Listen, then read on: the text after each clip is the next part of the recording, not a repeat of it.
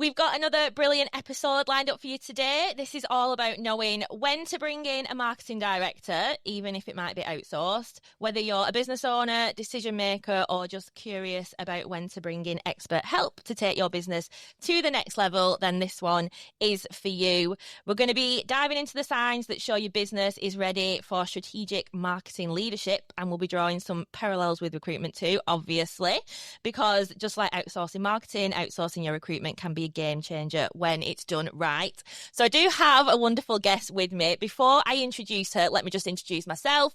My name is Vicky. I am the manager at Fresh Perspective Resourcing. We are a recruitment company with a twist based in Chorley in Lancashire. And I would like to welcome our guest, Tracy Heatley, to the podcast. Hello. Hello, Tracy. How are you? I'm very well, thank you. Good. So before we get into anything, do you want to tell everyone at home who you are, what you do, a little bit about yourself? I will do, yes. So I'm Tracy Heatley. I run two companies. I have Better Marketing with Tracy Heatley, which does what it says on the tin, really. But I specialise in consultancy, training and mentoring for small businesses, so small growing business. So I have an array of services that suits different stages really of where those businesses are at. And I have a second company called Better Networking Hubs. Yes. It's all about better something, isn't it? Yeah, love it. Yes. So I run networking groups for businesses. Wonderful. And we'll get into all the networking and marketing stuff as we go through the podcast. So, Tracy, let's start by asking you, let's talk about tipping points for businesses and the moment when a business realises that they might actually need strategic marketing leadership. Because let's be honest, small businesses start with a bit of DIY marketing. Mm-hmm. So when do you feel like that point is? Yeah, it's interesting, isn't it? Because I would probably recognise those signs before those businesses do. Probably because probably similar with recruitment as well. Yeah. Oh, yeah. We always talk about that. People always leave it too late to try and introduce these things, but you will probably notice the signs early on. So I think for that question, I'll probably split it into two: the conscious business owners that know that they need strategic marketing, and the ones that don't realise that they need it yet, or they know that they do and they think it's going to cost a lot of money, or so they try and not go there. So you've got business owners that are small business owners that have perhaps got lifestyle businesses and they just want it to be them and want to continue to outsource and just manage the business themselves. But then you've got businesses that recognise they want to grow a bit, they need something, not quite sure what it is. And also some businesses get confused with what marketing strategy is and what marketing tactics are as well. That's not uncommon. But then maybe we'll come back to that. Yeah, we'll come back to that. You've got small businesses then that are growing. So usually I find that it's the marketing department and the marketing employees that are last. They're always late to the party, so everything else gets set up first. So let's say you've got a service provider. Yeah. They specialise in their area of expertise. They might perhaps start taking on admin support and recruiting admin first.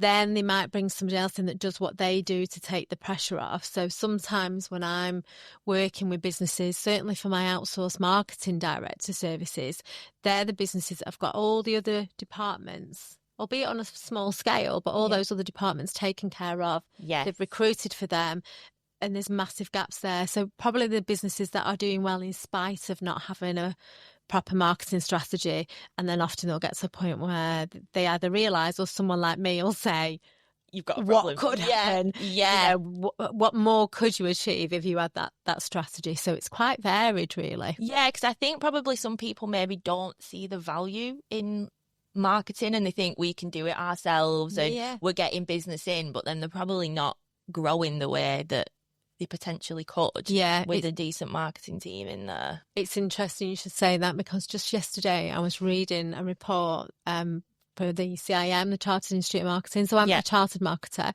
Right, okay. So it's really important I keep up with all of that. And I was reading something yesterday. I actually do want to go back to it and read it in more detail, but it was saying that one of the challenges within the marketing profession right now is businesses and individuals not really knowing what strategic marketing is and what a marketer Yeah. does. Because if you ask most business owners about marketing, they straight away start thinking about things like social media, Yeah. what they're doing on LinkedIn, maybe doing blogs and focusing on the digital market. Well, that's all the tactics. Yeah. But if you don't get your groundworks in place, you wouldn't just whack bricks on top of land without digging the foundations and doing the groundworks first. And it should be the same with marketing. Yeah. And so I think as time's gone by, and certainly as AI becomes more accessible to businesses, and I'm all for AI. I'm certified. I'm a certified AI marketing specialist as well. Yes, I know. So I am all for AI, but I think there's a really heavy focus on the tactics rather than getting the strategy right. Yeah, I think you are right, because I think a lot. To me, I've only just started really learning about marketing more with us bringing it in-house and someone in the team doing it for us. And you do just think social media, you think whack a post out, that'll be okay, put a couple of bits on TikTok, get some stuff on Facebook, but there's so much more to it than just sticking some posts out, isn't there? That's why I end up working. I work with marketing teams, not just with the business owners, because sometimes, and this happens a lot, and actually, I think this is important to cover this, especially from a recruitment point of view as well, because you're directing your clients, but more often than not, if they want to start branching out and doing the marketing themselves, they employ an admin person. Yeah. And give them the responsibility and then wonder why they're not getting the results. Or they'll employ a very junior level marketing person that's perhaps maybe got a marketing degree, but they've not got any experience. Yeah, like real life world experience of it. Yeah. And then wonder why they're not giving it, why they're not giving me the direction and the strategy. Well, you need to give them the strategy and you need to give them the direction. So sometimes I'm working with marketing teams and people like that. So I'm actually guiding and mentoring whoever it is that's implementing it. Because that can be more cost effective than paying somebody like me to do that. So I can work with the business owners at a strategic level and then mentor and help. Somebody to be doing it right, because it's not, they're not going to tell you what you should be doing with your business. You need to tell them as a business owner. Yeah, exactly. Because we see it a lot with recruitment that people will try and always do it in-house themselves. Like you said, getting people who's an admin person to start doing bits of the marketing when they've never done anything like that before. And we see it in recruitment where you have managing directors who should be spending the time elsewhere doing the recruitment themselves. And I feel like people, they try and hold back off the outsourcing, don't they? Do you see that in the marketing world, that they will hold back until it probably gets a bit too overwhelming? Yeah, and some of it's fear as well, because they don't understand it. And sometimes if business owners become overwhelmed, that overwhelm can cause them to just completely pull back and procrastinate. One, for fear of getting it wrong. For fear for bringing the right person in. But, to pay somebody like me to help you at a strategic level is going to cost you initially, but save you an absolute fortune in the long run.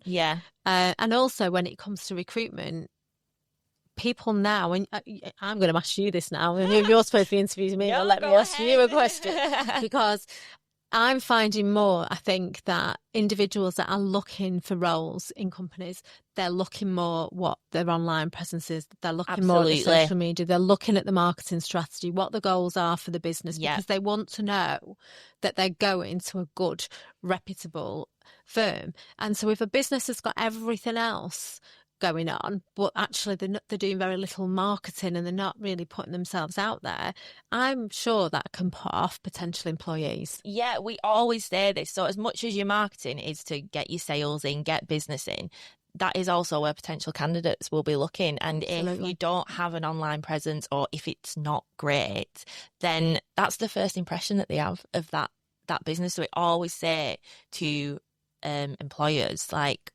make sure that what you're putting out there is tailored to obviously your sales and stuff, but for candidates to see what it's like to work there. Because we have companies sometimes that come on board and they have no social media, no website.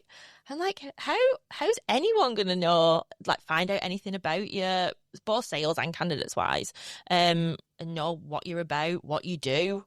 But they want to attract the best candidate. Oh my gosh, yeah. And they're like, we want someone who's got this much experience, the best candidate out there. And I'm like, but they're going to go somewhere where someone's got a fantastic website or they've got tons of social media and they can see who works there and what it's like as a team. So I completely. And recruitment should be considered as part of the marketing strategy as well, because it's not just external marketing, it's internal marketing, and it's also exemplifying to your current employees and your teams that what you're doing. I'm working with a company at the moment, and I've just started working. This is a consultancy project, so I'm doing all this for them. I do have programs for smaller businesses that can't necessarily afford that, and I can mentor them through from to do it themselves. But with this company, I'm doing it for them. And the first thing that I did was go in and spend an afternoon with the entire team to get to communicate what it is that we're looking to do, get their feedback, get to know them, understand their values and stuff. But actually, with that internal marketing, if you're communicating what you're doing and they see that you're actively marketing and you're actively growing, I suppose they become more trusted in the company as well. Yeah, I would agree. And you can bring them all together more and be part of that growth and the future of the business, really. Yeah, I think so. So I think it's important to consider that as well. Yeah, absolutely. You mentioned something not long ago about like the expense of outsourcing. Yeah. And we find it obviously with recruitment because, again, it's obviously cheaper if you do it yourself and you don't have to. I'm not sure. Yes. So this is my point. So people think that it sometimes is expensive to outsource something that you could potentially do yourself. What would you kind of say to those people who think it is too expensive? Well, can you afford to do it twice? Yes. There is that. And actually, sometimes you're better off paying out for professional services that know what they're doing and guide you than the cost of losing somebody. I'll give you an example. I worked with a company as their outsourced marketing director, and what I was doing was basically getting the marketing department ready, set up. So working with the business owner, developing the strategy, and then getting all those groundworks in place, but also getting everything set up so that further down the line, we could bring in a junior marketing person. Yeah. But I can then communicate to them, right, this is what the strategy is, this is what you need to do. And then I could mentor them and they can take over that. And at that point, I would take less of a hands-on role and sort of pass that over. But that came about because this particular company had already previously employed somebody in a junior marketing role, and I knew the director well, and I said, be careful, because if you don't give her the direction and tell her what it is that she needs to do, you're going to end up losing her. Yeah. Because actually what she needs is a marketing manager or a marketing director right now to be nurturing her. She had a marketing degree. She was very, very good at the tactical stuff. Yeah. The technicalities of what you do on social media. She was brilliant with, and a lovely, lovely, lovely girl. That they wouldn't want to lose. And they did end up losing her, and she went to a competing company that already had an existing marketing department where she would be nurtured, she would get that guidance, she would get that experience. So essentially what they'd done is employed a junior marketing person, paying a junior marketing wage, but expecting her to do a marketing manager and a marketing director role, and you can't do that. Yeah.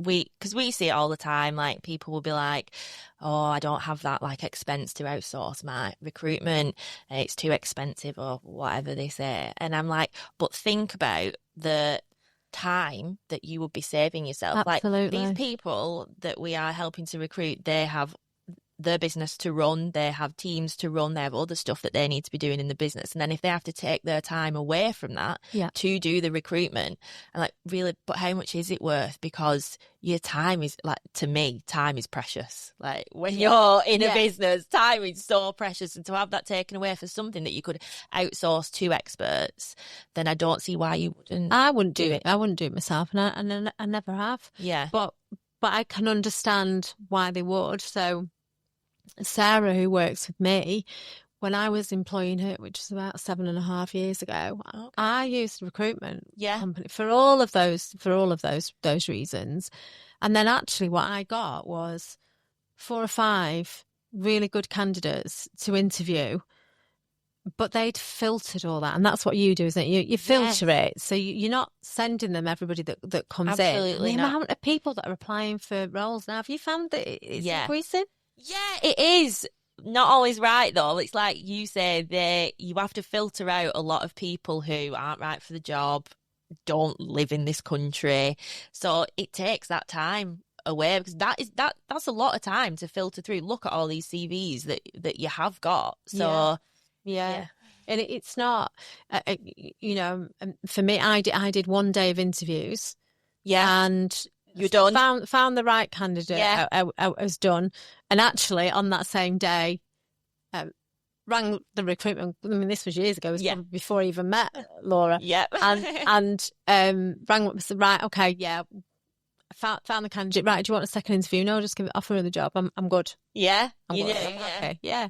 And that was it. Job done. But if I'd have been doing that myself, I'd have been wading through a ton of CVs. Yeah. So you took 1 day out. Yeah, 1 day out of your time and done. Yeah. Done. Did it cost me money? Yes. Was it a big chunk for a small business? Yes. Would it have cost me more if I'd not done? Yeah. Was it worth it? Yeah. Absolutely.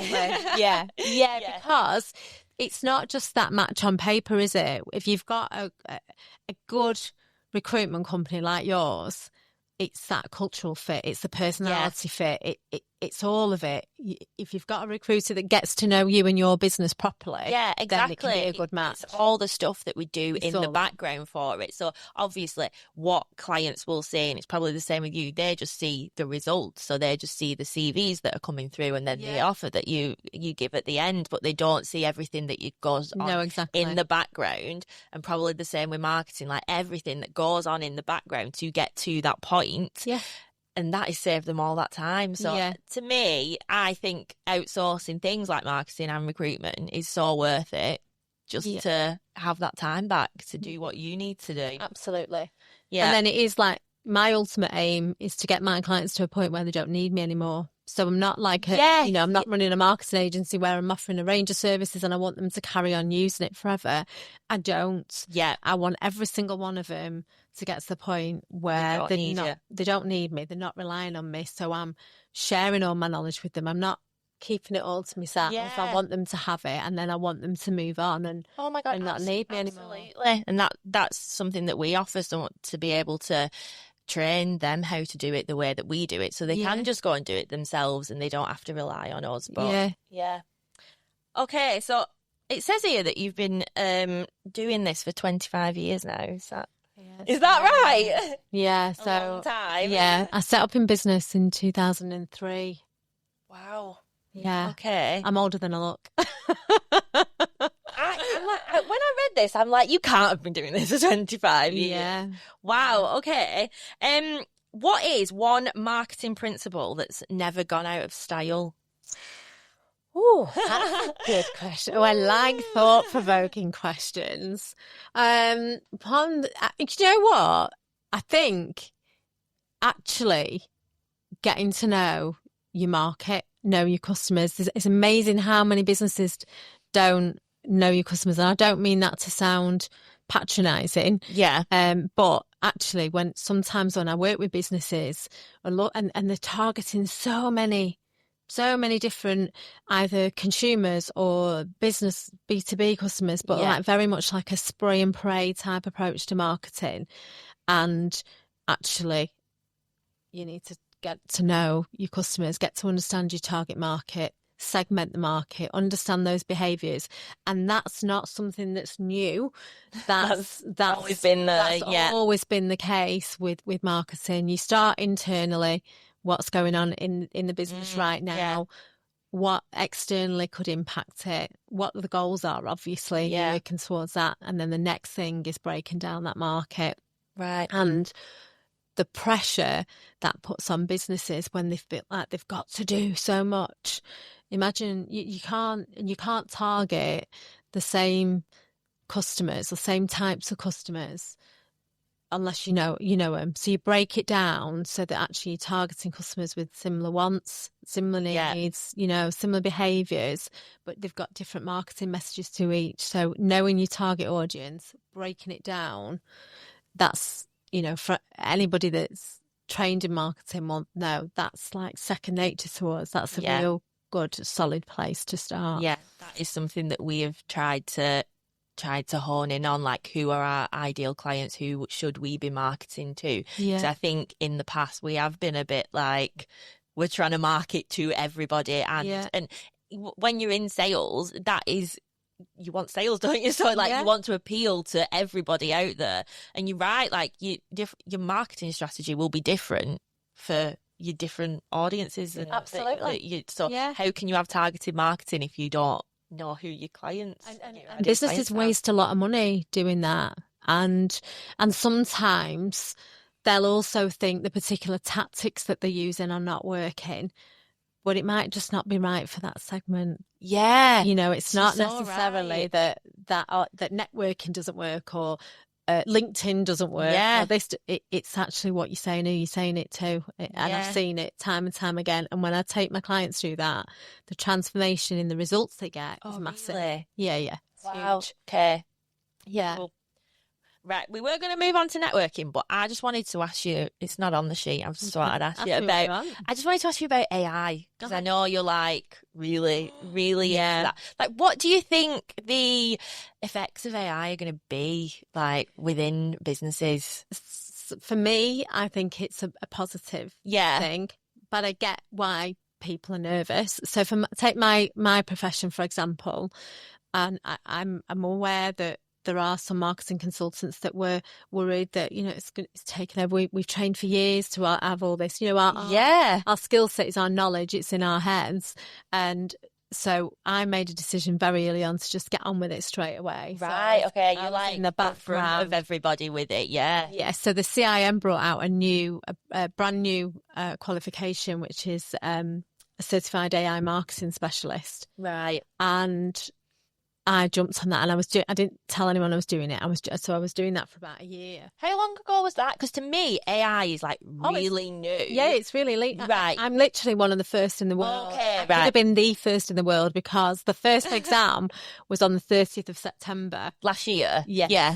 And I did mine at 9:00 in the morning that day and passed. Wow, okay. So, but then I had to wait until a whole bunch of people had finished before the results came through. But what was funny, when I was doing it, I was thinking, this is full on. Like, I've got an MBA, right? Oh, wow. And I'm doing this qualification for AI, and I was saying to my other half, it's really full on, because with the other stuff, right? So let's say you've got a certificate in marketing or whatever. My degree's in business, and then I've got a postgrad in marketing. Then I've got an MBA in business. And not all the time you're building on what you already know. Yeah. So you're just boosting your skills. Yeah. So you know it, or maybe going into it a deeper level. But with the AI stuff, it was completely new and different. So it's like starting from scratch. So you're learning something new. So I actually feel like it was more of an achievement than my MBA, because it was really in detail. Yeah. What I didn't know until the results came through, and it said, your graduation will be in November. And I'm like, what, graduation? What? And I'm looking at it, and it's a degree level qualification, and I didn't know. So you've done a degree without even knowing? I didn't even realise. I'm just thinking, that's really full on. It's really quite intense. As if you just like went through that without even knowing. Yeah. So So you've got what's the degree in? So it's a CIM. I'm a certified AI marketing specialist. Right. But you cover everything from the technical stuff to the ethics, the law, the marketing element, the strategy and things. Yeah. So I just wanted to be on it. And I'm kind of at a stage in my life and my career where I just want to share my knowledge. I don't want to keep it to myself. Yeah. So I'm using everything I've learned to train small businesses to use it themselves. So if it means that you don't need people like me as much, then crack on. There's always businesses that do. Yeah. Do you know what I mean? Yeah. So there's a lot of work out there, isn't there? so I'm training people how to use it, but I'm staying in my lane with the AI. It's AI marketing that I'm qualified in, and that's what I want to use it to help businesses. There's never been a better time for small businesses to compete with larger businesses, for example. Yeah. Sometimes for 30 quid a month, you can have technologies that larger businesses, there was only them that had access to that and things like that before because it was so costly. So I think it's kind of leveling the playing fields for small businesses, and I'm championing that. Yeah, it blows my mind, AI. Like, I only use ChatGPT. I don't really know any other bits to use. I use that as a platform to train people in the generative AI side of things. And it doesn't, and all the training I'm doing is on a one-to-one basis online, so it doesn't matter where they are in the world. Yeah. But we do live sessions, and it doesn't matter whether they're at beginners, foundation. I did a client session last week, and it's somebody that's been using AI a lot, and then you can't see this on a podcast, but I'm just imagine that I'm now shrugging my shoulders, and they're like, sigh of relief at the end of it, because it just takes the pressure off for creative strategy, for time elements. It's just working out how to use it properly, isn't it? But this is a thing, and this is me I bang my drum about you have to train your AI. You can't rely on it 100%, and you have to train it. And that's what I'm training people to do. Train their AI. Yeah, like I will go on ChatGPT and put in like one sentence, and then I see stuff online, and they're like, you have to be so specific and get exactly what it is that you want from it. And the stuff that it can produce is amazing. But the more you put in, the more it is. But this is why you're never going to not need marketing professionals, because if you don't know your stuff, you don't know whether it's accurate or not, and you have to verify it. You can't rely on it 100%. Now, if AI developed something that was to do with marketing, I would know whether it's right or not because of my skill set. But I have a program called my Strategy Cycle program, which is for small businesses, and that was a 6-week program. It's now an 8-week program, and I include digital strategy in that now, but also the AI training is included in that. So we do a 2-hour session on it, but 2 hours is enough. Right, okay. We pack it in, so I include it in that now because I just want to share if it helps them. Yeah, brilliant. Yeah, absolutely. Thank you. I just wanted to know. I'm really interested in AI. I think because I just don't know. So quickly. I don't know a lot lot it. To me, it seems pretty new. I don't know if it's been around for a while, and I'm just for years. It's been around for 30 years at least. No way. Yeah. It's been around for years, and it's just building. And also, I don't know whether you've noticed, there are some things now that we refer to as AI that once upon a time we'd have said it was software or it was coding. Oh, right. Okay. And really that's what it is, isn't it? It's coding. It recognises patterns, and it can mimic human behaviour, but it doesn't have emotion. No. And it doesn't, so you have to operate. You need to tell it what you want it to do, but it can take on different roles. You just need to know how to train it, and that's what I'm training people to do. And I always get told that you have to say please and thank you to it. Yeah, you don't, but I do. Just in case. But I do. But I always do. Yeah, I've had an inquiry from somebody recently, so I just keep getting annoyed with my AI. I'm getting really frustrated with it, and keeps going back and being frustrated. So coming back to recruitment, I tell people that you need to onboard it like you would a person. You wouldn't recruit somebody and not take them through an onboarding process. So why would you think that your AI can just behave how you want it to behave? So let's go through this onboarding process, and let's do this. And so that's part of what I do in the training. Wow, it's amazing, isn't it? Yeah. Okay. Fab, Yeah. thank you. It won't be long before you're recruiting prompt engineers, because I think there's going to be I think that will become a new marketing role. So people will recruit them into I think businesses so. to... Yeah, who are that's like my experts. opinion. I don't know that for Okay. fact, but I think that will happen. I think See there'll if be that starts coming through. a new And thing. we did... I mean, it's probably a bit similar to what you do. We did work, we spoke to a client yesterday and he's wanting to recruit a graphic designer, but who knows about AI and how to implement it into the graphic design. And I was like, I've never heard of that before until now. It's going to become a thing, isn't it? Where people are like, they want people to do this job, but who know about AI and who can implement it. And a lot of graphic designers are nervous about, not all of them, but some of them are nervous about the rate at which the imagery through AI is building, and it is building quickly. Yeah. But then I've heard other people saying they don't like AI, but they're using Canva. That's AI. It's AI? Yeah. Okay. So that's probably one of them things that you were talking about before, where you're like, it's software. Yeah. Yeah. Okay. And Canva's been around for ages, hasn't it? Yeah. Yeah. But there's loads of elements in that's, if you look in the apps bit, Right. and it's becoming more and more. Yeah. Okay. Cool. There's just different types of AI. So you've got generative AI, which is your ChatGPT. Yeah, that's what I Copilot. associate with the AI, yeah. Video. Then you've got other things like, even like with Amazon, where it says, so other people that bought this have bought the other. Yeah. Oh, that's AI. Yeah. So it's spotting those patterns.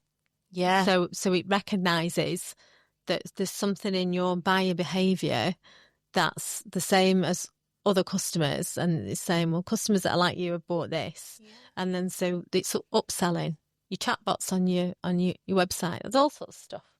Well, thank you. We've gone off on a bit of a tangent That's there. all right. Yeah, thanks for that. What I was going to talk to you about is your networking group. So it's called Better Networking. Yeah. And your approach to networking is very collaborative and pressure-free. Yeah. Which is quite like our networking that we do, our networking with a twist events. But why do you think that style works better for networking rather than your traditional networking? Maybe? Yeah, I think it's kind of just different, isn't it? So my Better Networking Hubs are set up just over a year ago, but I've been running networking groups for over 20 years. Really? Okay. I had a Bob Clubs licensed franchise, and that closed a year ago. So I set mine up independently, which is good. But so I run, the groups are sector specific, so it is referral based. Oh, okay. But it's referral based without applying pressure. My opinion is that if you apply too much pressure, the quality of the referrals disappears. I can imagine, because people will just panic and just get any types of referrals. Yeah, and it's more about the quality. Yeah. And I don't want people driving, they're early in the morning. I don't want them getting up early, driving early in the morning and thinking, I haven't got anything, what am I going to do? I think it's practically impossible to pass over a quality referral every single fortnight, and so it's just about that balance, really. But it comes down to individual choice, doesn't it? It's finding what's right for you. It's different for everyone, isn't it? 'Cause Yeah. there's so many different types of networking now. Oh my god, yeah, there's so many, and like they range from obviously like your BNIs, like those that are early in the morning and you have to bring your referrals to them, to like sit down meals. There's all sorts ones now. in the pub, like Yeah. there's so many different ones to suit different styles, and I think it's great. I'm presuming you're quite big on networking. Yeah. Do you go to a lot of events? I don't go to a massive amount now, because I think when people start networking, they tend to go to quite a lot, don't they? Yeah, you see You've them got to everywhere. find that balance between, getting stuff done as well as that. But when I first started running my networking business, I was having to educate people what networking was. They just didn't get it. They didn't know what it was. It was new. It was new. There was no social media. There was, Yeah. So, and now there's loads, Yeah. It's such a positive though, isn't it? Oh, yeah, absolutely. We were talking to Laura about it, and some of her really good friends she's made through through these networking me events. too. Yeah, like really good. Like there were people at a wedding who she'd met from networking events, and it's really good to be able to see the positives of it. Because when I first started going networking, it used to scare the hell out of me. I didn't like it. It felt pressured and like a bit salesy type thing, whereas now I feel like it's more about building those connections. Yeah, it is. One conversation at a time. Yeah. It's not about just going in and selling what you're offering, is it? No, and that's the beauty of the approach that I like as well, because we're not selling to each other. Yeah. We're kind of educating each other about our businesses. We're sharing our knowledge. Yeah. And supporting each other. It can become lonely and quite insular when you're running a business as well, can't you? Yeah. You know, so it's being nice with to have those support. like-minded people who are going through the same as you. Learning. Like the knowledge in the room is massive. There's things that like legal stuff that's coming into effect for businesses that I get to know ages in advance because I've got solicitors at my groups, or do you know, there's things like people are sharing their knowledge and the support and stuff. So it's good. I love it. Yeah, and I think with networking events like that, it was like what you were just saying. It might not be the people in the room that you're selling to, but they might strike up a connection with you. They might really like you, love what you're saying. Yeah. And someone in their network says, oh, I need a marketer, or I need recruitment. And then they'll say, well, I know somebody. And it's just, that's what it's about, isn't it? It's not sell. It is the more pressure free. And like you said, there's loads of different events. Like we do walks and quizzes where people can just come along if they're nervous, and they can come on their own, and they have that space to not feel like, I need to go and speak to everyone. I think if you're new to networking, the thing to do is go to some. Yeah. Go and experience it for yourself. Obviously, you know, listen to other people and what they're recommending, but go and experience it for yourself, because we're all different, aren't we? We all, you know, we all like different things and different approaches. Just go and try it and find the groups and the type of networking that's right for you. Yeah, exactly. Fab.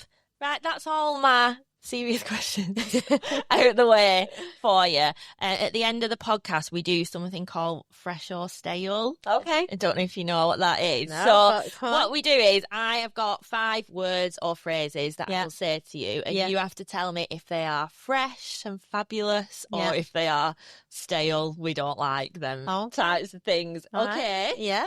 So AI in marketing. Fresh. Absolutely fresh, obviously. I mean, it'd be a bit fresher weird than fresh. I mean, so fresh, it's freshly baked. Yeah.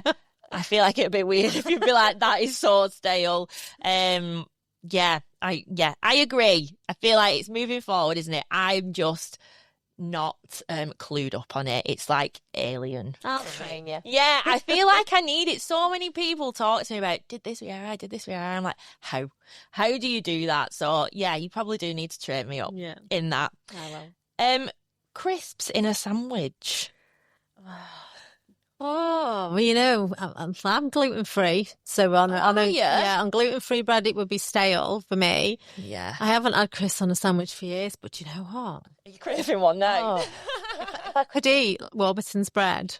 Oh, really? So how long have you been gluten free for? Oh, years. Oh, yeah, long time. I see Laura struggle with it, and I'm like. Yeah, but crisps on gluten-free bread would be stale for me. Yeah, I'm not a fan of crisps, and I'm not gluten-free. I eat normal bread, and I don't like a crisp butty. But yeah, gluten-free bread, I look at it and I think, oh my God, that looks so dry. Yeah, so the only way to go is have it toasted, but you wouldn't have crisps on toast, would you? So I'm going to go with stale. Okay, yeah, I agree with you on that one. Icebreakers at events. Oh, it depends how cheesy they are. Can we go with it? It depends. I think stale. Do you need an icebreaker? Can't you just be authentic and just go up and chat and be yourself? Yeah. You don't need an icebreaker. You just need to say hello, don't you? I would agree. It always used to put fear into me when they'd be like, right, we're all going to stand up, say an interesting fact about yourself. And I'm like, oh my God, I don't want to do this.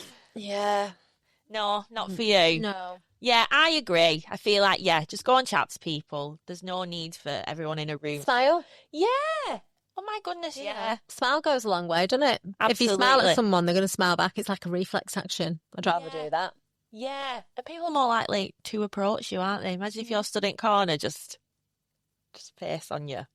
Yeah. No one's going to come over, are they? Stand in the corner planning your icebreaker. Yeah. Oh no, the networking event's over. Yeah, exactly. Yeah, I don't think they're needed anymore. I feel it's a bit, I don't reckon it's a bit old-fashioned. Yeah, maybe. I don't know, do people still do icebreakers?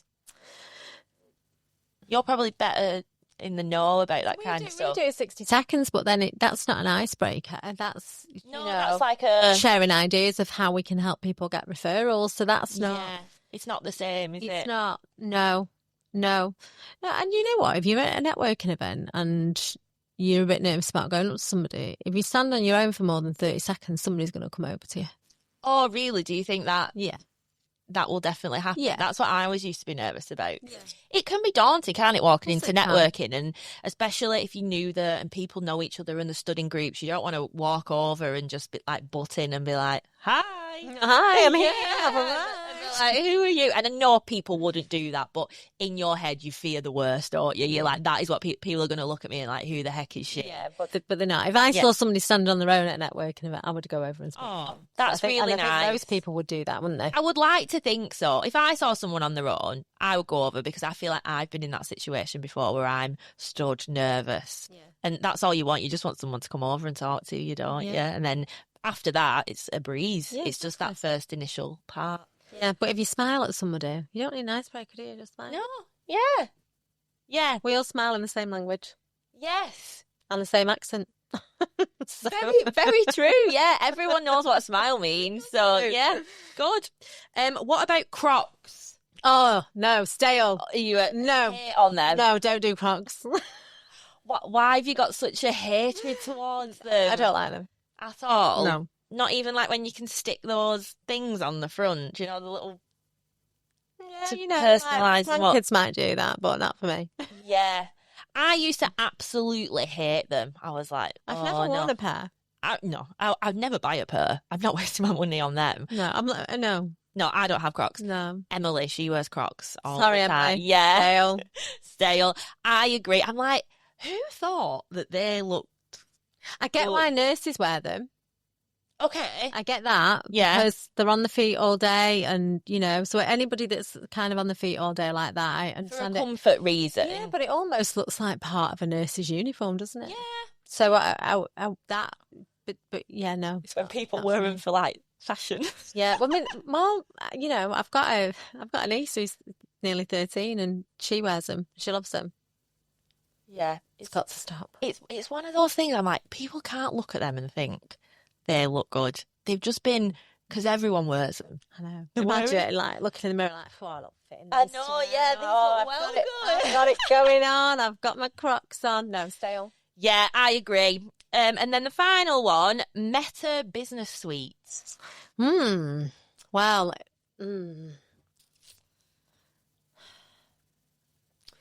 Oh, you on the fence? Well, yeah, it must be, mustn't it? Yeah, yeah. All the rest you've been like, bang. Yeah. I think fresh.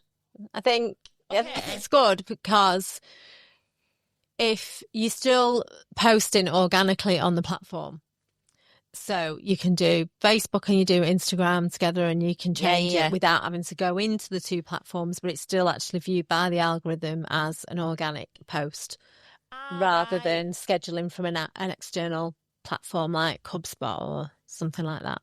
Right. So fresh. Okay. I don't feel like I can have an opinion on this because I don't know enough about it, but we're going with fresh. Yes, fresh. Okay, cool. That is the end of our interview. Okay, thank you. I've enjoyed it. Oh, have you? Yeah. Oh, good. Thank you so much for coming on and joining us. For everybody listening, if you go onto LinkedIn, is it Tracy Heatley on LinkedIn? Yeah. And what are your pages on LinkedIn?